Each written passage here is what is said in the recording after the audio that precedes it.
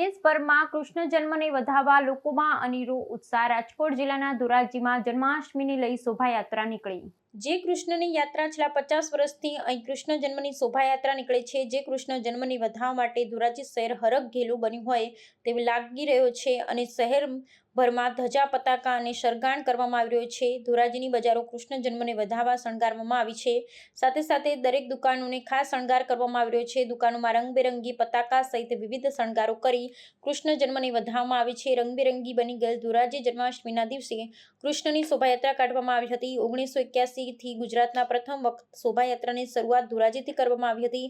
ધોરાજી જન્માષ્ટમીના દિવસે કૃષ્ણની શોભાયાત્રા કાઢવામાં આવી હતી। ધોરાજી વર્ષો જૂની પરંપરાને લઈ ધોરાજી શહેરમાં શોભાયાત્રા નીકળે છે। વિવિધ ધાર્મિક મંડળો, ધોરાજી વિશ્વ હિન્દુ પરિષદ, બજરંગ દળ દ્વારા આ શોભાયાત્રાનું આયોજન કરવામાં આવે છે। સવારે 8 વાગે જન્માષ્ટમીના મેળાના મેદાન પાસેથી શરૂ થઈ સમગ્ર શહેરમાં ફરેલ। આ સાથે વિશ્વ હિન્દુ પરિષદ દ્વારા ધોરાજી દ્વારા જન્માષ્ટમીનું નિમિત્તે ભવ્ય શોભાયાત્રા યોજાયેલ। પૂર્વ ધારાસભ્ય લલિત વસોયા, ભાજપના આગેવાનો મહેન્દ્રભાઈ પાડેલિયા ધારાસભ્ય આ શોભાયાત્રામાં જોડાયા હતા।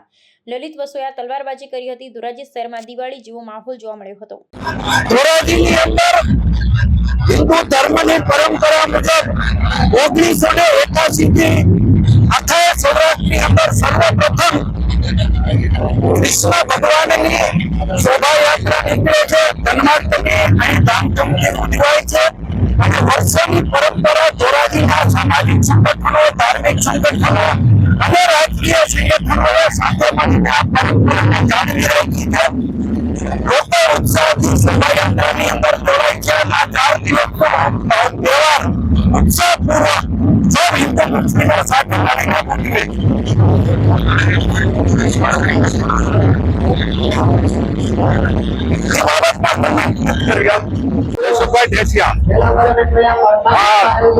ભગવાનના જન્મોત્સવને વધાવવા ધોરાજી શહેર 1981 થી આ શોભાયાત્રા ચાલુ કરેલ। સમગ્ર ગુજરાતને શોભાયાત્રાનું માર્ગદર્શન ધોરાજીએ પૂરું કરેલ। ત્યારથી વર્ષો થયા આ ધોરાજીમાં શોભાયાત્રા નીકળે છે અને શહેર અને તાલુકાના તમામ નગરજનો આનંદ માણી રહ્યા છે। આજે રાત્રે જયારે કૃષ્ણ ભગવાનનો જન્મોત્સવ થવાનો છે ત્યારે સૌ શહેરીજનો, તાલુકા ભરના લોકો ઉમંગમાં છે। સમગ્ર ગુજરાત, ભારત દેશ શ્રી કૃષ્ણ ભગવાનના જન્મોત્સવને વધાવવા થંગ લઈ રહ્યો છે।